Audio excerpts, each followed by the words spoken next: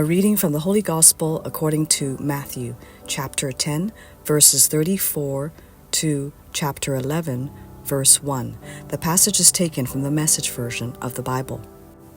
Jesus said to his apostles, "Don't think I've come to make life cozy. I've come to cut. Make a sharp knife cut between son and father, daughter and mother, bride and mother-in-law. Cut through these cozy domestic arrangements and free you for God." Well-meaning family members can be your worst enemies. If you prefer father or mother over me, you don't deserve me. If you prefer son or daughter over me, you don't deserve me.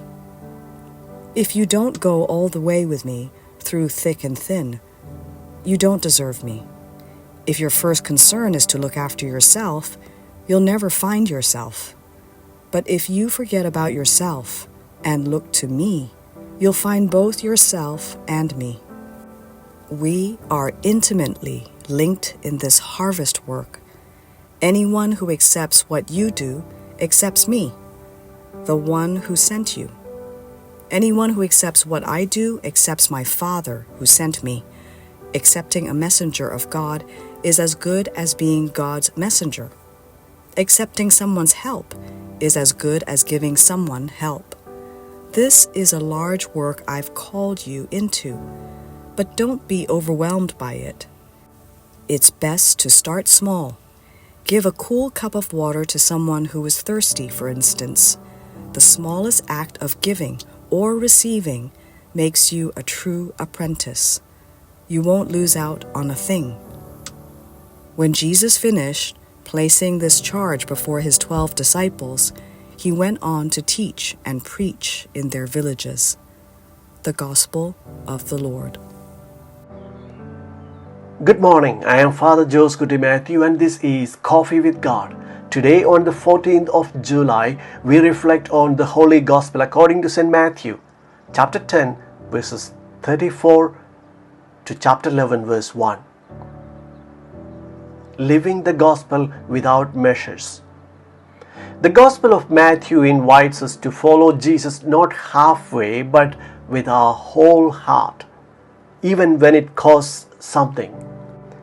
Jesus tells us, "He who loves father or mother more than me is not worthy of me."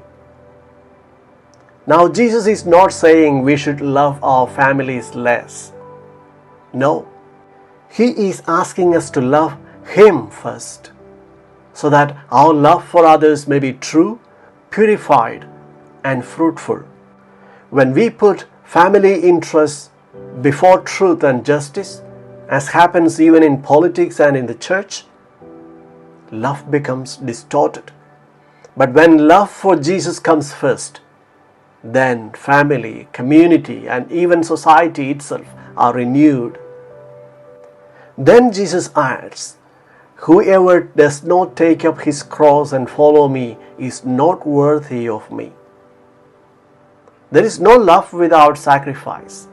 Ask any mother, any father who has carried burdens for the good of their children.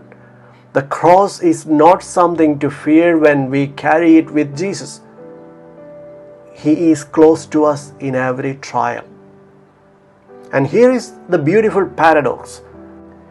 He who loses his life for my sake will find it.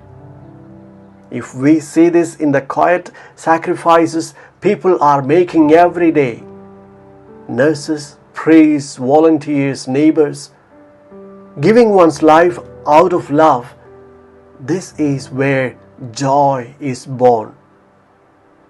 Jesus also teaches us about God's generosity.